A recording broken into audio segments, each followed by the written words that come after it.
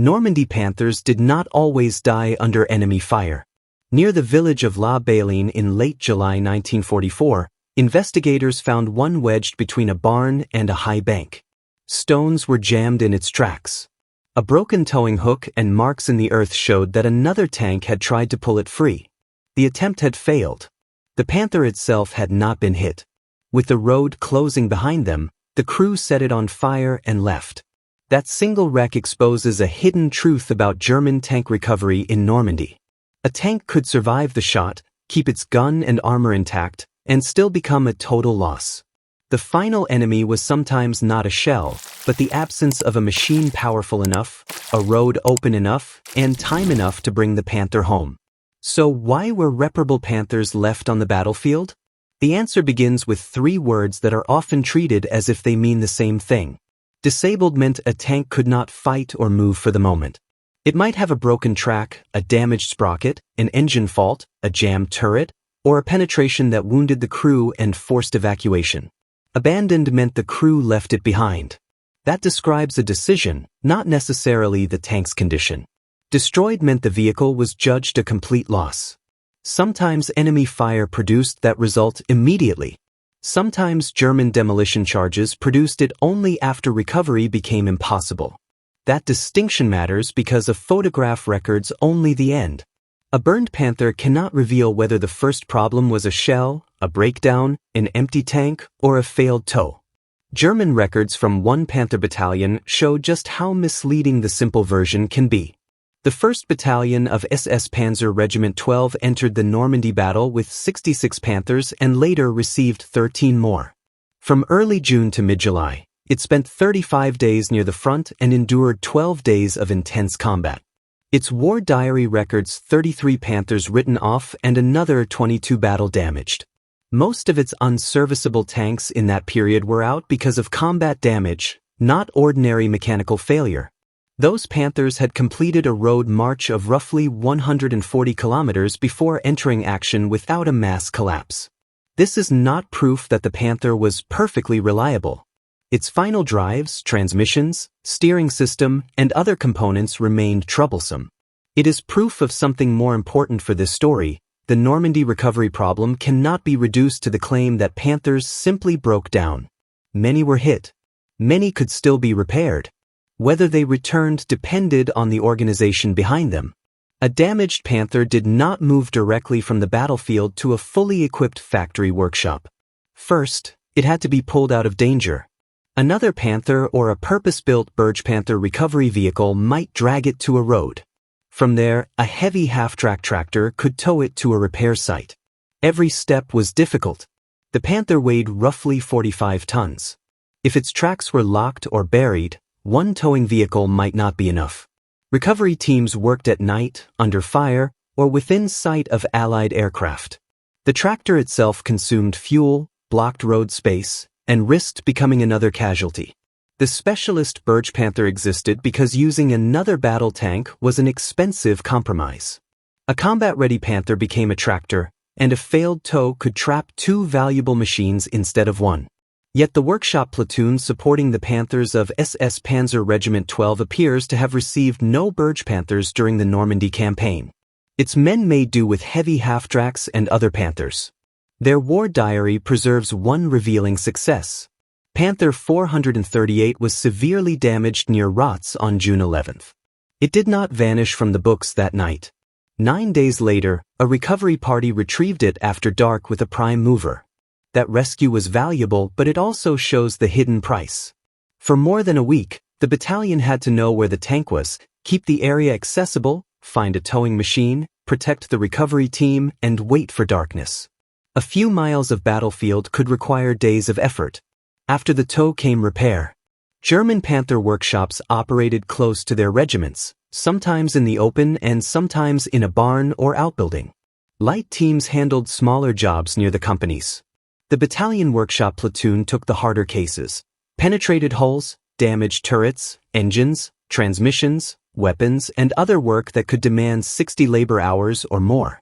This arrangement kept technical skill close to the front, but it also kept the repair system inside the same chaos that had disabled the tanks. When the regiment moved, the workshop moved. Tools had to be packed, damaged vehicles shifted, a new site selected, and the entire operation established again. A move could erase a day or several days of productive work. Spare parts created another bottleneck. Engines, transmissions, final drive components, welding supplies, fuel, and transport all crossed a network under pressure. Bombed rail lines slowed deliveries. A part in Germany was useless if it could not reach the correct Normandy workshop before the front changed. The mechanics therefore triaged their patients. A Panther that could return quickly received attention first. A vehicle needing major work might wait, be stripped for parts, or be sent farther rearward if transport existed. German commanders were reluctant to declare such tanks permanent losses because a vehicle removed from the unit might never be replaced. Deadline Panthers could be dragged forward during an advance and backward during a retreat, held on the books because recovery still represented hope. In the static fighting around Cannes, that hope was sometimes justified. The front moved slowly enough for night recovery. Workshops could remain in place. A damaged tank left near friendly lines might be collected days later. Then the campaign changed speed. Operation Cobra broke the German position in the west. The Mortein counterattack failed. Allied forces drove toward Falaise, and the German retreat became a contest for narrowing roads, bridges, fuel, and river crossings. In retreat, a recovery operation had an expiration time. A crew could no longer assume that friendly troops would still hold the field after dark. A workshop could no longer spend days rebuilding a transmission if it had orders to move that afternoon. A towing tractor caught behind a wrecked bridge was no solution at all. British operational researchers followed the advance and examined German wrecks where they had fallen. Their reports do not reveal the original history of every tank, but they show a dramatic change in terminal losses. During the comparatively static phase from June 6 through August 7, they examined 82 Panthers. 6 had been destroyed by their crews and 3 recorded as abandoned. During the pursuit from August 8 through the end of the month, they examined 96 Panthers. 44 had been destroyed by their own crews. 30 more had been abandoned. That is, 74 Panthers whose recorded final cause was German demolition or abandonment, rather than an enemy weapon. It does not mean 74 pristine tanks suffered nothing more serious than a shortage of tow ropes. Some had certainly been hit, damaged, immobilized, or drained of fuel before the crews destroyed them. The field report recorded how each vehicle was finally eliminated. It often could not reconstruct what had first stopped it. But the scale of the change is unmistakable. In a fixed front, the Germans could remove many damaged Panthers before Allied investigators arrived. In a retreat, the recovery system lost access to the battlefield. Tanks that might once have entered a repair queue became wrecks in Allied hands.